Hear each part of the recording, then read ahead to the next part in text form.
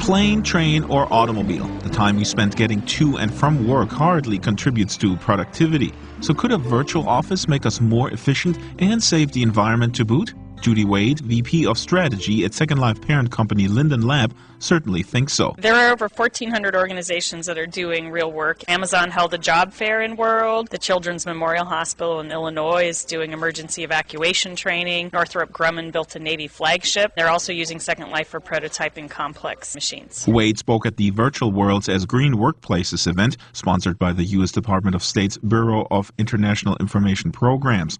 The discussion was moderated by William E. May. Looking at the increasing population, do we need to build new buildings and roads and infrastructure? Can they do work in virtual worlds instead? Yes, they can, says Anna Yeager from San Francisco-based TechSoup Global. She works with social benefit organizations in more than 30 countries. We have a lot of nonprofits working out of their homes. Maybe they meet in a library. Virtual worlds can help provide a setting for people to gather. Efficient meetings with a sense of being there is an advantage Second Life and other 3D platforms have over web-based conferencing tools.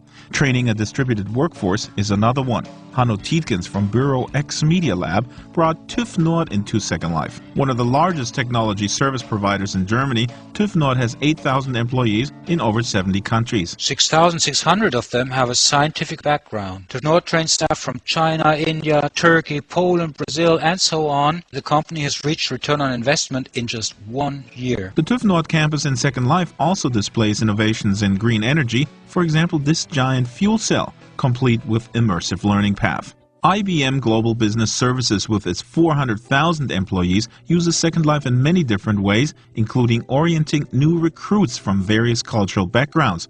Barbara J. Lombardo develops human capital solutions at IBM. You can transcend geographic barriers, have people collaborate in a very synchronous environment in ways that really don't happen when it's just a voice connection. Up to 40% of IBM's employees are telecommuters. These days, the company is growing primarily outside of the U.S.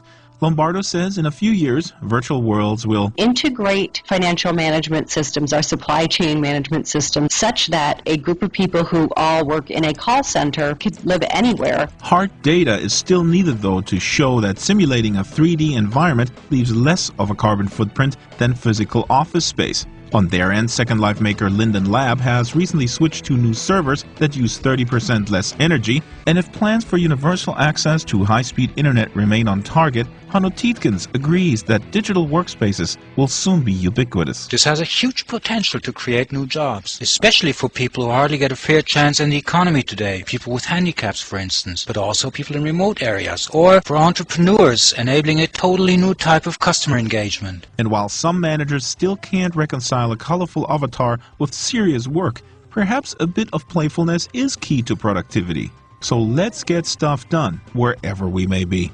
From an ice cream shop somewhere in California, I'm Dragster Dupre.